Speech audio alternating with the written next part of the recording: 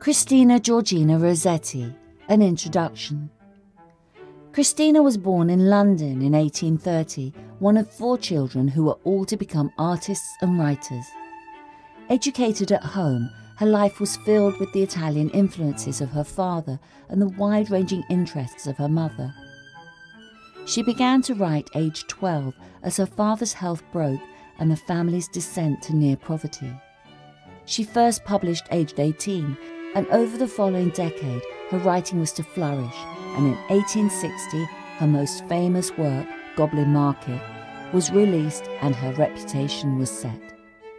A sufferer from Graves' disease from the 1870s, she also developed breast cancer, which subsequently recurred and was to cause her death in 1894. She is buried at Highgate Cemetery. Among our readers are David Shaw Parker and Gazella Rowe. Sonnets are full of love. Sonnets are full of love, and this my tome has many sonnets, so here now shall be one sonnet more, a love sonnet from me, to her whose heart is my heart's quiet home, to my first love, my mother, on whose knee I learnt love-lore that is not troublesome, whose service is my special dignity, and she my lodestar while I go and come, and so because you love me, and because I love you, mother, I have woven a wreath of rhymes wherewith to crown your honoured name.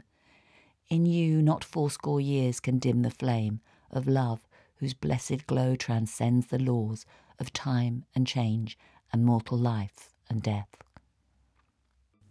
In the willow shade.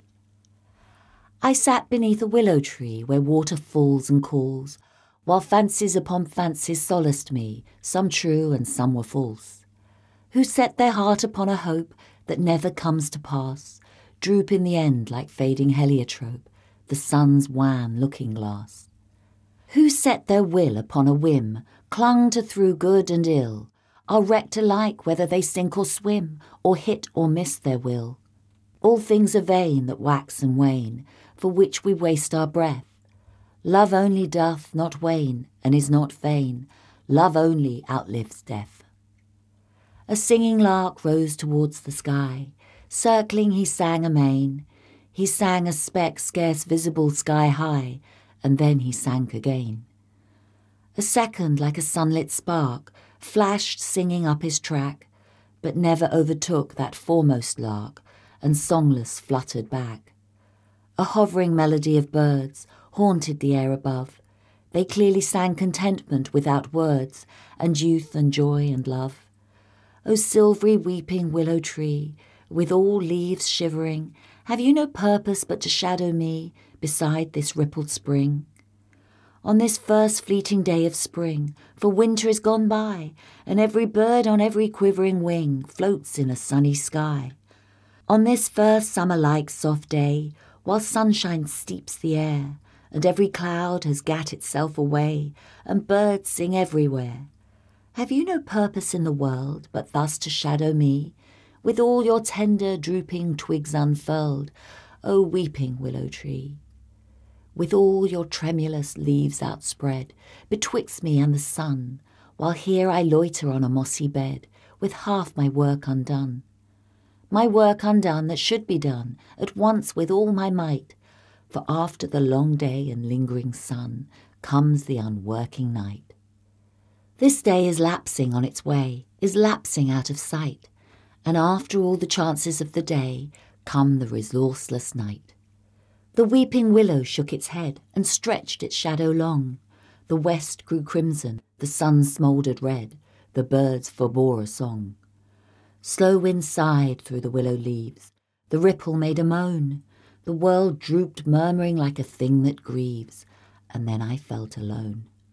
I rose to go and felt the chill, and shivered as I went, yet shivering wondered, and I wonder still, what more that willow meant. That silvery weeping willow tree, with all leaves shivering, which spent one long day overshadowing me, beside a spring in spring. Summer is ended. To think that this meaningless thing was ever a rose, scentless, colourless, this? Will it ever be thus? Who knows? Thus with our bliss, if we wait till the close. Though we care not to wait for the end, there comes the end, sooner, later, at last, which nothing can mar, nothing mend. An end locked fast, bent we cannot rebend. An October garden. In my autumn garden I was fain to mourn among my scattered roses. Alas for that last rosebud which uncloses to autumn's languid sun and rain, when all the world is on the wane. Which has not felt the sweet constraint of June, nor heard the nightingale in tune. Broad-faced asters by my garden walk, you are but coarse compared with roses, more choice, more dear that rosebuds which uncloses, faint-scented, pinched upon its stalk, that least and last which cold winds balk. A rose it is, though least and last of all, a rose to me, though at the fall. If stars dropped out of heaven. If stars dropped out of heaven, and if flowers took their place, the sky would still look very fair, and fair earth's face. Winged angels might fly down to us, to pluck the stars, be we could only long for flowers beyond the cloudy bars.